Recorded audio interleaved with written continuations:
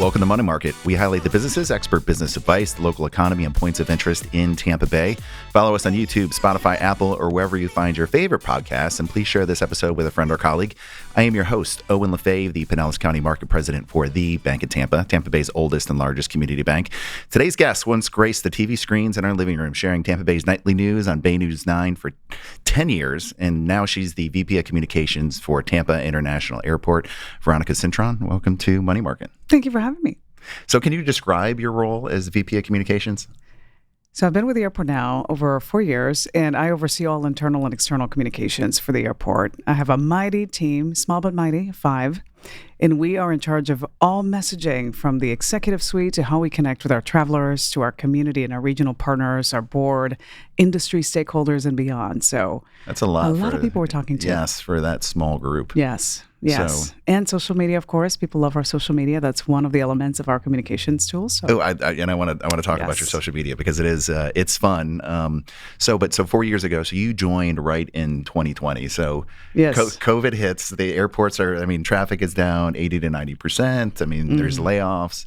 People are stranded, and we had friends stranded in Europe and around the country. And talk about jumping right into the fire. How did you handle? In making a full career transition, so the airport had been in talks to try to recruit me. There was a retirement in my position at the time, and it was one of those things where it worked out, and I couldn't be more proud and excited when these conversations began about entertaining going to work for the best team in aviation, really, in the U.S.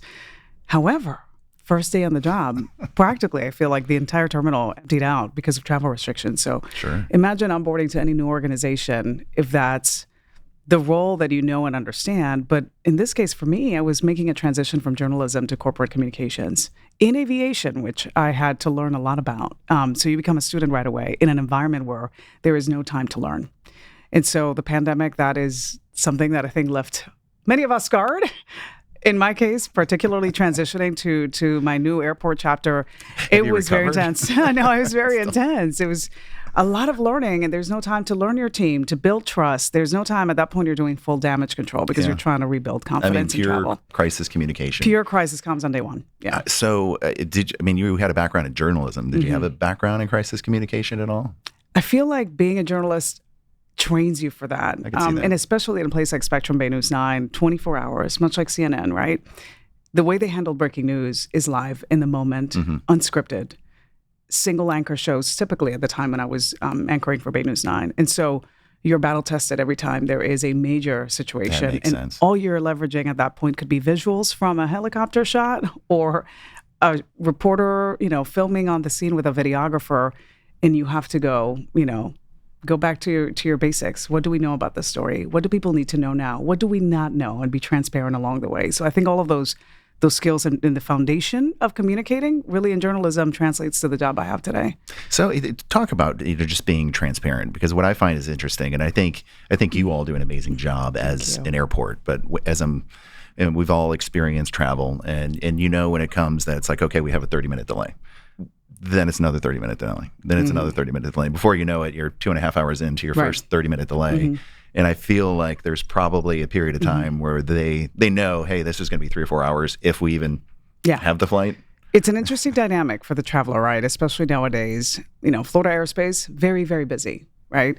And so what the travel oftentimes may not realize is the many different partners and different lanes of communication, right? So the airport is a place everybody transits through. And we have so many companies operating there. But when it comes to travel delays, that could be impacted by many different things that the airport has no control over. So absolutely. Weather, right, is one of those things that can be quite disruptive. And even if that weather is not happening here in Tampa Bay, it could be anywhere else in the country, and it creates a domino effect that you will feel here. So you might be looking out the window, sunny skies, and wonder, why am I still sitting here? Right. So it can be quite frustrating, right? Helping the traveler understand what the impact is being caused by, right? Where is this coming from? And that all belongs in different places sometimes. It could be the FAA controlling airspace volumes, right? It could be the weather. It could be some diversion from another airport causing certain delays. It could be lots of things. We had a global IT outage, right, this summer. Yeah, the CrowdStrike. Yeah. And so it's trying to tell people and meet them where they are. Here's what's going on. There are things that we can't talk about because that was not our doing. It needs to be the FAA, or it could be an airline, or it could be all the different partners involved. So It takes a lot of people. It's a village. So when something like, CrowdStrike, or we just had Hurricane Debbie come through too, that impacted travel, what is the process internally to manage that outward, well, I guess maybe inward and outward communication? So you think of all your stakeholders, right? And so they are all different audiences with different needs in that very moment in time. What they need to know now versus in 2 hours versus later as a story or the issue continues to evolve. With a hurricane, we have what we call a battle rhythm. So we have our airport tenants, all the companies that operate out of the airport. We're on calls very frequently during the day. That information we're sharing to the tenants, to our employees, to our board members, to our community, to the travelers is critical. And it's always informed in a hurricane, for example, by the National Weather Service. So we have to work so closely with them and engage them every step of the way. So we know we're making a call. Do we suspend operations because the airport never closes? The airport is a critical infrastructure. We stay open all the time. However, we have to suspend operations when sustained winds reach a certain level. And so all of those decisions the airport has to make in an event like that are always informed by the information, the data, the experts, because we understand how impactful it can be if we have to say we have to suspend operations. But it's always done with the number one thing. It's safety. Without safety, we can't operate. So, and how do you ensure that communication is consistent on every channel, including social media? You have to have alignment, right? The team needs to know what we're charging towards, and it has to be clear. What is it that we're messaging? What is our why? Why are we doing this? What choices are we making that we have to explain? And you cannot have those information vacuums, right? So from the top, our executives need to understand kind of what the strategy is. Our employees need to understand it and hear it first. Our board has to be right there with them in our community, right? Because the moment you leave one of those audiences out, and there's so many of them, there's a breakdown. There's a breakdown in how people are receiving the information, how they may ultimately interpret it. And so there's a cadence to everything we have to say and when we say it and how we say it, how we share it. It's a fun thing about communications, right? That there's no single way that you hit everybody with facts. You have to meet each of those groups where they are. So kind of speaking of alignment and maybe a little bit of a misalignment, but not in a bad way. Social media channels we just mentioned. Yes. You seem to have kind of a fun, cheeky, playful. I mean, it's great. I mean, I love following it. Yes, thank you. How do you ensure, how do you keep that tone and balance it with the kind of just professional corporate image that TIA needs to maintain? Yes. And that's very interesting to bring that up because that is a very unique audience, right? When you look at your social media platforms, you look at the profiles of each of those customers that are following you. Why do they want to follow you? You're right. We have like the number one social media program in the country as far as following. And that doesn't happen by coincidence. You're an airport. We're also a government entity. So we have to be very careful. We're an airport first. But we also recognize that entertainment and humor helps people connect. Right. It helps that engagement. Right? And so it helps with the engagement. And so we find that one of the reasons for our success is because we have given this government entity and airport a personality that now all of those people that follow us, whenever bad stuff happens or there's an issue that we have to communicate that is critical information, they're all paying attention because they have been there for the engagement all along. Okay. And they trust you, right? You have built a relationship of trust with those audiences. So, but that doesn't come without risk. We have to take the risk, and we have to be very, very intentional in our planning and in our calendar for what we're saying on social media that, yes, we can have some fun here. And yes, there are also critical messages we're sharing. So it's finding the balance, right? And there's risk. And you hope it strikes right. You have to be very thoughtful about it. Well, I think you found it. But so is there a fair amount of training that goes into the folks that are on the social media channels that like these are things you can't cross? Yes, okay. Absolutely. We absolutely have these conversations on the regular, right? It's important because as the team takes certain risks in a funny, comment or post, today in this age, you have to recognize, at the end of the day, we're not SNL.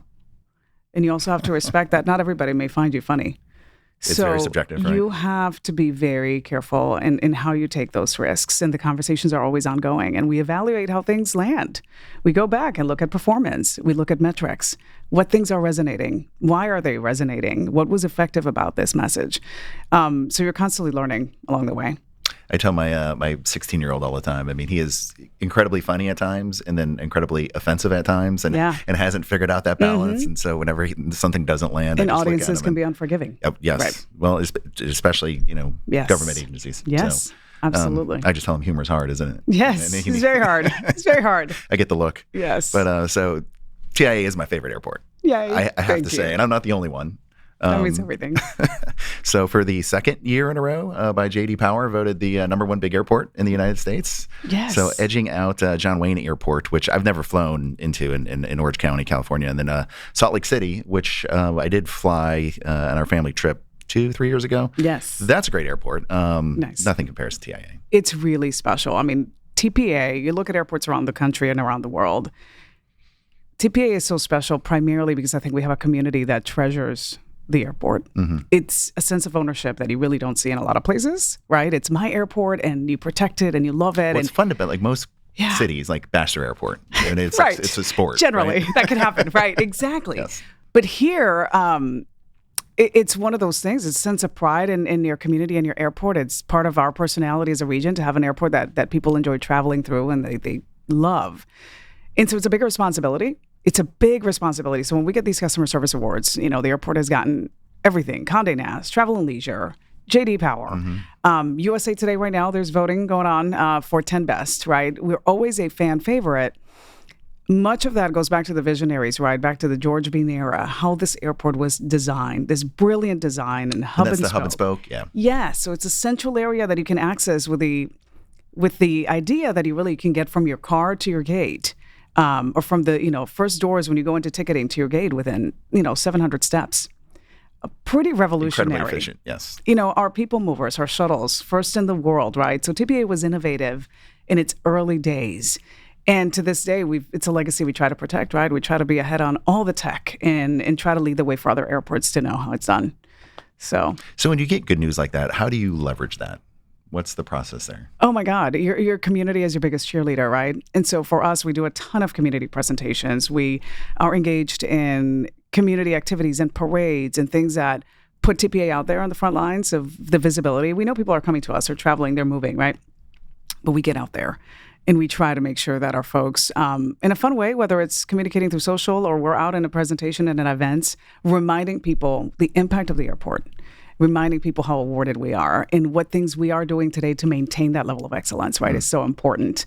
We recognize not everybody travels once a year, right? That's a reality. Some people travel a lot. Some people may wait several years before they get back on a plane. So really keeping that constant drip of exposure in front of your community is so important because those are ultimately your ambassadors. They're out there telling people, I love my airport. I may not be traveling 3 times a year, but when I do go there, oh, it's such a great experience. Yeah, and you hear it all the time. So very proud of our airport. Thank you. I would imagine that sometimes there is negative news. Sure. So how do you manage that? It's tough, especially when you manage social media, which is an immediate mechanism for people to tell you how they feel. You can be yelled at a lot, right? You can be yelled at a lot. My bag is lost, this and that. It's still, sunny people out. Don't hold back on social media. They do. No. People, you hear it good, bad, and ugly on the website. And that's why those platforms are there, right? We want to hear from people. But yeah, there is so much feedback. And so frankly, for us, that's great because it helps also inform our pain points and what enhancements and improvements we need to be making. The traveler experience is something that for TPA especially is so important, maintaining that level of comfort and convenience and ease of navigation. And so, yes, it's a lot of feedback, but it really does help identify, what is going on? Do we have a finger on the pulse of what the traveler is feeling navigating our airport? And what do we need to do to continue keeping it awesome? That's awesome. Speaking of awesome, Phoebe.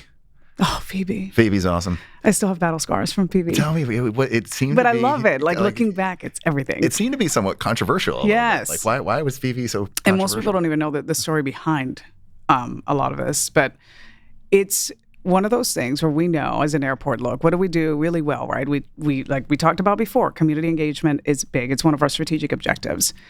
How do you celebrate the ownership our community feels for TPA and tie it into this incredible art installation? There's no other like it in the world. And I guess maybe there may be people watching this that don't know what Phoebe is. So, Phoebe, let's break down. Phoebe is fabulous. It's a 21-foot tall pink flamingo in the middle of the main terminal. You can touch it, you can hug it, you can have all the selfies in the world with it. It's obligatory, right? If you're traveling, you have to. Absolutely. It's a rite of passage if you're traveling at TPA. So Phoebe gets installed. We picked this beautiful art installation. It's formally called Home by artist Matthew Mazzotta, out of 700 plus entries from around the world as part of our art program. Airports invest money in having art. People spend time. Is that a national thing, or is that? It's a thing, yes. It is. It's absolutely a thing. And it's important because we believe, as an industry, art can help de-stress the traveler experience, right? And it also celebrates the art of a community and puts you in a position where you can really enjoy diversity and culture by just staring at art at airports where people linger for 2 hours. TIA right? has beautiful art. And what's more Florida than a pink flamingo, right? So the flamingo gets installed, and the obvious thing for me, right, it's we got to bring the community in. And how do we get that sense of ownership and excitement around this new piece of art? You got to name it. You got to name it. And so we create a framework around a contest that is as close to challenge-proof as you can make it, right? You want to have your judging panel. Who are these people? They're employees of the airport who connect with the Flamingo experience. It's maintenance, it's P&D, the folks who helped install it, right? It's guest experience, the folks who give tours. It's marketing, it's communication. So we have a team of employees that are judging what we think is going to be a 5,000 entry contest. It's a free, way you can enter a name. A requirement is you got to explain why your entry should win in a very short, concise manner. And you put it out there and hope maybe 5,000 people will engage in this. Great. Well, 65,000 end up submitting entries. Slightly more. Right. So think about how many Pinky names you're going to see submitted, how many flows are going to be submitted. That's why people had to explain why their entry should win. And that would help the judges then narrow out all the repeated entries. Turns out, because you're leveraging that sense of ownership, that also means when people don't get selected, they get very angry. Right? Why did you not pick mine? Mine's the best name. And that's tough when you hear it 65,000 times over. But it's okay. I think at the end of the day, and I'll tell you in full disclosure, there were periods of that contest in which my own team was pulling its hair out because of the amount of feedback we're getting from all over the world. We had entries from Australia. Oh, no kidding. This was on national news when we had to delay the contest when we realized 65,000 entries needed to be reviewed. National news, but I didn't know international. National news and international, because we had people from all over the place entering. I guess it makes sense. We have international travel here, so why won't they chime in too? And so the strategic goals of this initiative, right? Continue to elevate the brand of TPA, get the airport out there, celebrate art in airports in this very unique installation. All goals met. But the feedback management was brutal. There's no way 5 people can go through that many entries. So when we have to announce a delay, that makes national news. When we have to then narrow down the field to the top 3, because we didn't want to be in the business of picking the final name. We wanted the community to select out of the top 3. So our job was narrow the field to 3. Imagine 3 selections out of 65,000 names. You're not going to make everybody happy. No. So of course, then more feedback there. But then at the end of the day, still more than 35,000 people voted to pick the name Phoebe. Interesting. Okay, so where did that come from? And I know I've seen it, but I don't remember. So Phoebe was a name submitted by a retired teacher in Florida. And he decided to name her Phoebe, and his explanation was it's a play on Phoenicopterus, the scientific name of the flamingo. And he goes on to explain clever. In very beautifully eloquent words what Phoebe looked like to him as it relates to its scientific name. So it was really well done. I will tell you that our redemption came after all of the chatter around, why not my name? This one doesn't sound great, blah, blah, blah. Today you ask most people, what is that bird named? And they will tell you Phoebe. Everybody knows. Yeah. Everybody knows. The redemption came in the form of I remember a New York Times article about aviation in which they show a photo of our main terminal, and there's Phoebe, beautiful in pink. Love that. And the caption of this photo is Phoebe the Flamingo at Tampa International Airport. I'm like, perfect. Boom. Phoebe stuck. Success. Amazing. Amazing. Now, was there just a bizarre, because I've seen some of these, there was a post on social media going around a couple of years ago, and it gets recycled every now and then, but it was an elementary school somewhere in the names that the community put forth. And it was just a big ruse, right? So everybody had fun with it and came up with these just absolutely crazy names. Yeah. Was there one that was just bizarre that got traction and we're like, oh, we can't have that? Oh boy, we had a bunch, right? Out of 65,000, you're going to hear all the things and the explanations. Some of them got very weird at times. We're like, oh my God, we're crying inside. What is Great this? to share at a party. Yes. So there were times that I remember even community leaders like, you sure about this contest? Because of all that engagement. But I think that was the whole point of it. Big expansion news, right? Airside D. That's just lots of expansion news. Can we talk about all Airside the things? D? All the things with expansion. I mean, if you're showing up to the airport today, and this is commonplace, right? In a lot of airports, you're going to see construction all over the place. And you often wonder, what's happening now? Why are there more cones, right? Airports have to work with the FAA. This is a requirement to imagine growth 20 years out. So all of the construction you see at airports is driven by a lot of data, research, analysis, and again, required by the FAA. So you are really building thoughtfully and meeting any market's growth patterns. In our case, Tampa Bay is growing so fast, still growing. One of the fastest in the country. So for us, yes, Airside D is the crown jewel of our master plan phase 3. And we're going to embark in that construction here real soon. We're going to be breaking ground very soon, by the end of the year likely, and have a brand new airside. So beyond A and C and E and F, we're going to have our 5th airside by 2028. Wow.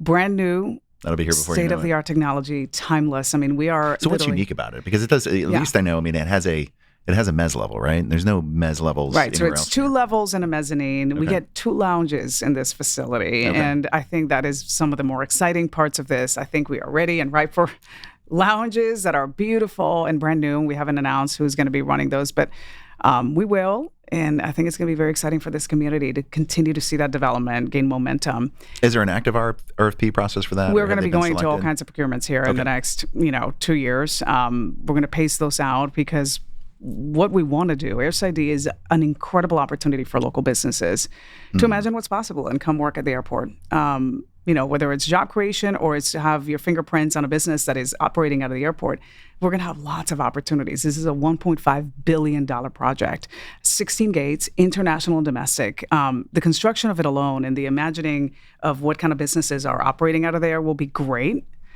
But think of the opportunity for this region to get new air service, new flights. For every international flight that lands at TPA, you're talking easily $150, $200 million investment. Incredible. With massive economic benefits. So for us to say, look, we're adding gates already as it is. We have gate pressures. We don't have enough gates to go around for new airlines that want to bring service to TPA at the moment because we have grown so fast. So getting that expansion will be so key to continue to bring new service and connect Tampa Bay to even more destinations down the road. Speaking of new service, we've got a couple new ones. Yes. Maybe a new old one. So Delta announced that it's bringing back its nonstop flight to Oh, that's going to be Amsterdam. fabulous. Fabulous. And COVID, that was pre-COVID, right? And COVID that was kind of killed pre-COVID. It operated for some time. Very successful. I felt like my wife and I were the only people who didn't go to Amsterdam in 2019. Yes. Everybody jumped on Think board. of the Christmas markets. Come on now. I know. Yes. I know. And then Aero Mexico also. Aero Mexico, tremendous success. That's another airline. For the first time, Aero Mexico putting aircraft to TPA and offering nonstop service to Mexico City. Really competitive pricing for tickets. So if you love Mexico, pick your city, right? You go to Mexico City, connect anywhere there through Aero Mexico and the partnership with Delta, right? That is super helpful because you get your miles. Yeah. And that service, from its inception in July, it's been very popular. The booking rates are super high. It's doing really well. They're excited. In fact, so excited that in less than 2 months from the moment they started at TPA on July 1st, they decided to upgrade the aircraft to a much bigger, fancier plane. Oh, fantastic. So Good. they're selling. They're doing well. They're thrilled about being in Tampa Bay. What goes into a process like that? To me, it seems like that. I don't understand why that took so long because when you look at the Tampa Bay community, right? In terms of the Hispanic community, of course, the Cuban population is the largest, but like the Mexican population is like right behind it. To me, it seems like that was one that we probably should have got 5 years ago. Absolutely. And we used to have it decades ago through another airline. But when you think of air service development, it is a process that takes years. You are really courting airlines to say, if you're going to plan your $200 million plane somewhere, let me tell you why it needs to be here and it needs to be now. The same with Virgin. That's a process that took several years for us to continue to have the meetings, the conversations, the engagement, because you have other growing markets around this country that are just as thirsty, just as eager to make sure that that plane goes there. And so what we do is that we're in constant communication with the airlines, and all of it is based on data. You have to share exactly how the market continues to evolve, how it grows, what the business leisure mix is, right? We have a great advantage at TPA. We have a strong originating market. That means people are not flying through to connect here. They're leaving here. They're coming back here. This is home. So to the airlines, that's really appealing. But you are making the case constantly with that information, the analysis, and the research to say Tampa Bay is a great region. We're not just looking at Tampa. As a region, we have 4 or 5 million people here that can fly at a TPA. That makes a really strong business case for these airlines. The attractions, the strength of the business community, wages, all of these things that really paint a picture of how robust is a market, how strong is a market from an employment, from a quality of life standpoint. And eventually it gets the airlines there.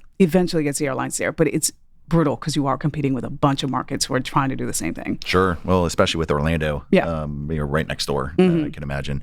Is the focus more, and I guess because of the breadth of the market, when you think the international market, is the focus more there in terms of expansion versus domestic?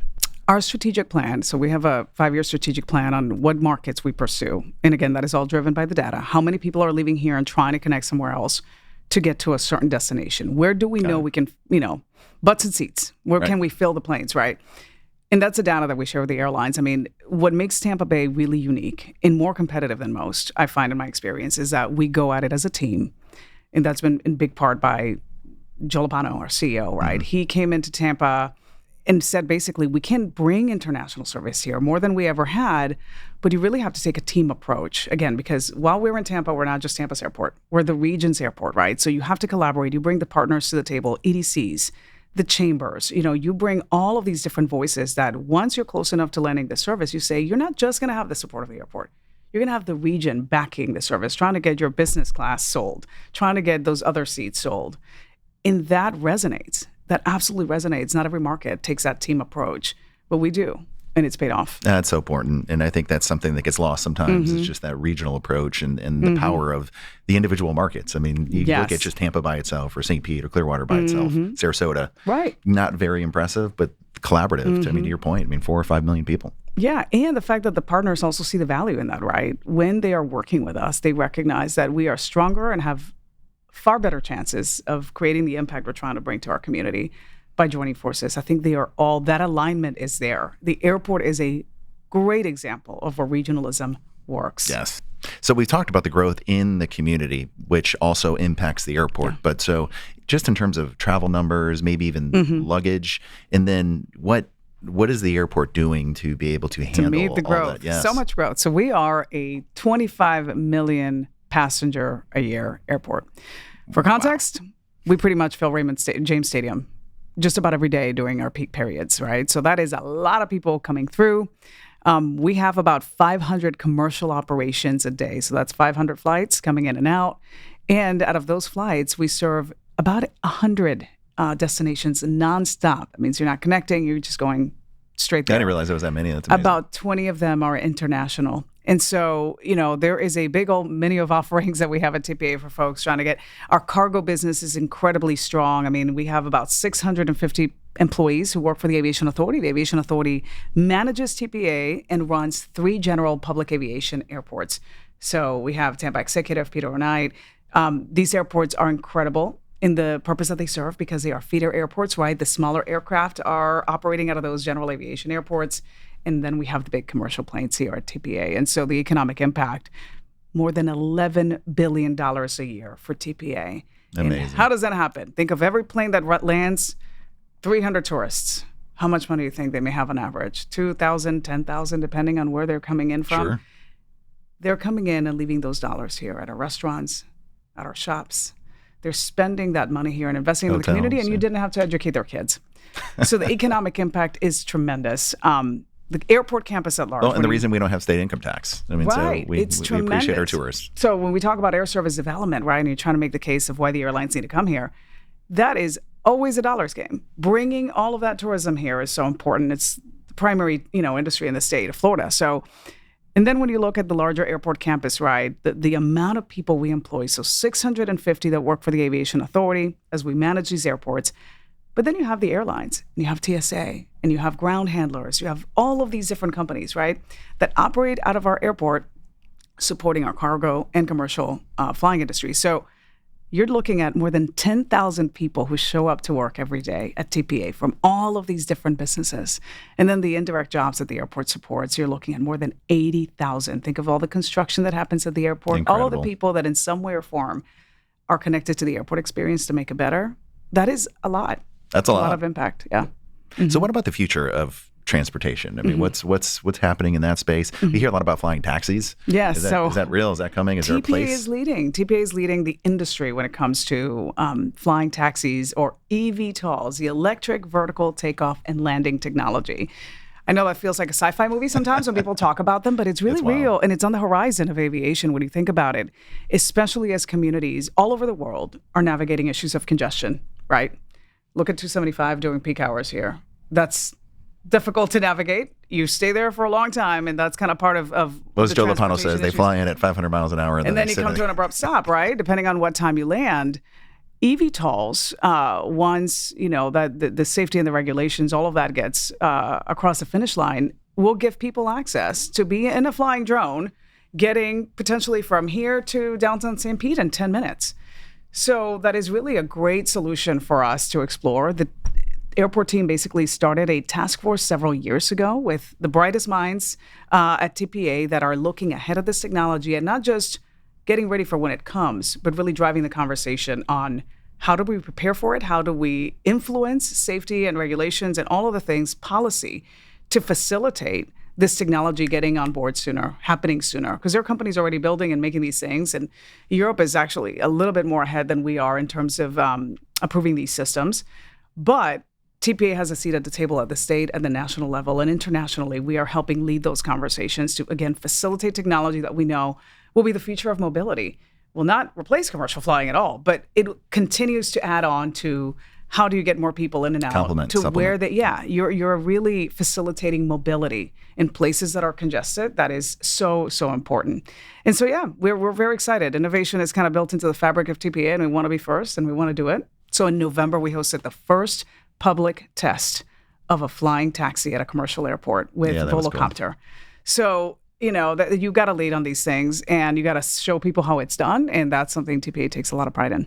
I'd like to ask you a question, too, because you've dedicated a lot of efforts into supporting women issues and supporting the Hispanic community. Can you share with everybody some of the work you've done there?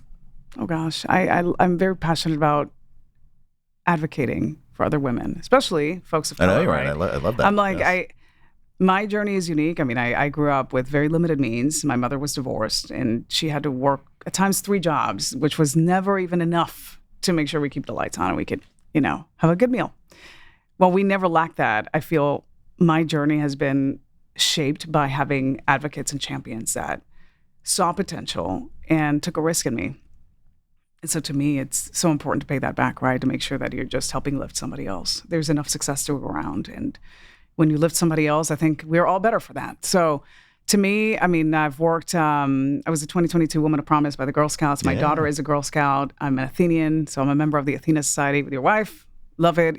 These are, again, advocating for women's success in the workplace and in our communities, making sure that we are advancing things that matter to us, and that at the end of the day, you have more people who are aligned in these things and in these issues, and you have a community that's robust, and it's really pushing for women to have more room in the C-suite, louder voices in areas where they have influence and are really creating positive outcomes. And so it's special to me, working with our Hispanic community. And again, I never imagined that I would see somebody, a Puerto Rican girl, in the C-suite of America's favorite airport. Never dreamed of that.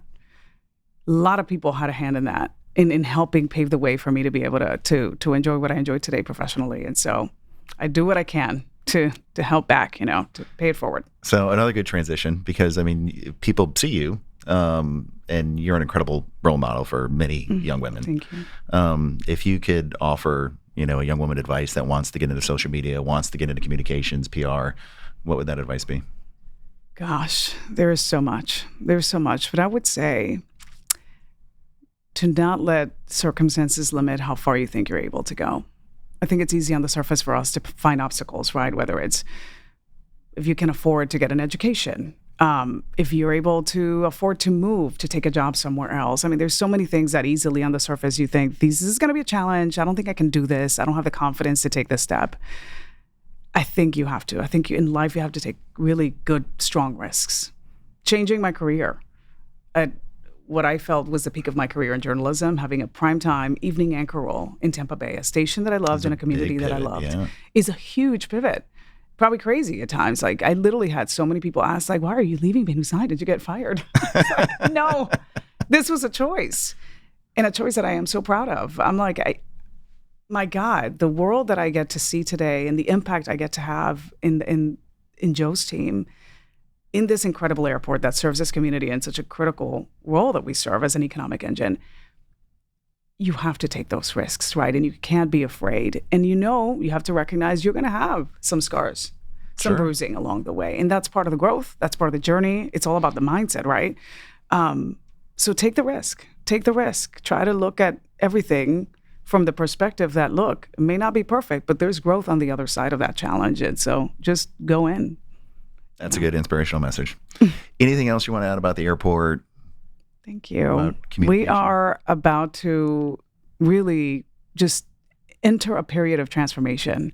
If you love TPA today, it's about to get even better. And for every project we have out there right now today, bringing red express curbs to mirror our blue express curbs to make the passenger journey even faster than it is today. All of these things are not going to be changes that are beneficial for 5 years. We're talking 50 years, right?